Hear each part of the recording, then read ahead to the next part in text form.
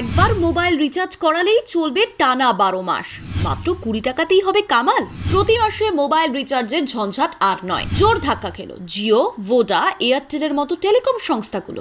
রিচার্জের চক্করে সাধারণ মানুষের সমস্যা বাড়ছিল দিনের পর দিন। মুঠো মুঠো টাকা প্রতি মাসে মোবাইল রিচার্জের জন্য করতে হচ্ছিল খরচ। কিন্তু এবার সেই ঝামেলা চুকে গেল। গ্রাহকদের জন্য বড় সিদ্ধান্ত নিল ট্রাই। 12 মাসে নয়, মাত্র 20 টাকা খরচ করলে নিশ্চিন্তে কাটবে 3 মাস, মানে 90 দিন। এমনকি সুবিধা রয়েছে 49 টাকার রিচার্জ প্ল্যানেরও। এবার বুঝিয়ে বলছি ডিটেলসে। এখন কম বেশি সবার মোবাইলেই দুটো সিম, কিন্তু সর্বক্ষণ তো আর দুটো সিম ব্যবহার করা হয় না। তাও মাসে মাসে মোটা টাকার রিচার্জ করতেই হয়। তবে অতিরিক্ত এই খরচ আর হবে না। Telecom regulatory authority of India বা ট্রাইয়ের দৌলতে এবার থেকে রিচার্জ না করলেও চালু থাকবে সিম। মোদ্দা কথা, টেলিকম সংস্থাগুলোর গা জোয়ারি এবার বন্ধ করলো ট্রাই। দ্বিতীয় সিম ব্যবহার না করলেও শুধুমাত্র সেটা চালু রাখতেই দামি রিচার্জ আর করতে হবে না। টেলিকম সংস্থাগুলোকে নির্দেশ দেওয়া হয়েছে মিনিমাম 20 টাকার রিচার্জ আনতে। পাশাপাশি 3 মাস সিমের বৈধতার নিয়মও ঘোষণা করা হয়েছে। মানে রিচার্জ না করলেও 3 মাস চালু থাকবে সিম। হ্যাঁ, রিচার্জ ভ্যালিডিটি শেষ হওয়ার পর 90 দিন সেটা রিচার্জ না করলে কিংবা ভয়েস, ডেটা, SMS পরিষেবা ব্যবহার না করলে জেনারেলি ডিঅ্যাক্টিভেট হয়ে যায়। এমনকি টেলিকম অপারেটর সংশ্লিষ্ট ব্যক্তির নামে জারি হওয়া সিম কার্ড অন্য কাউকে ইস্যুও করতে পারে। কিন্তু ট্রাইয়ের নিয়মে এই সময়সীমা বাড়ানো হয়েছে। এর জন্য গ্রাহকদের কমপক্ষে 20 টাকার রিচার্জ করতে হবে।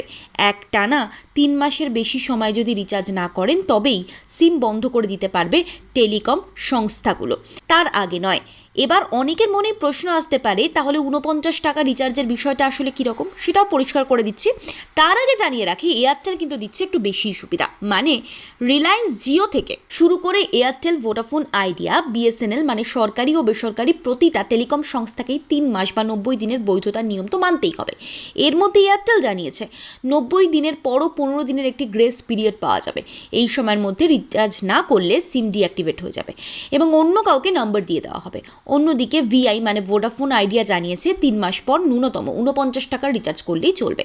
বিএসএনএল আবার 90 দিনের বদলে 180 দিন ভ্যালিডিটি দিচ্ছে। অর্থাৎ 6 মাস রিচার্জ না করলেও বিএসএনএল এর সিম চালু থাকবে। তবে বাকি টেলিকম সংস্থাগুলোর রিচার্জ প্ল্যান এখনও পুরোপুরি সামনে আসেনি। সেগুলো চলে এলেই পরিষ্কার হয়ে যাবে আরও কত টাকার সেভিংস হবে প্রতি মাসে রিচার্জের জন্য।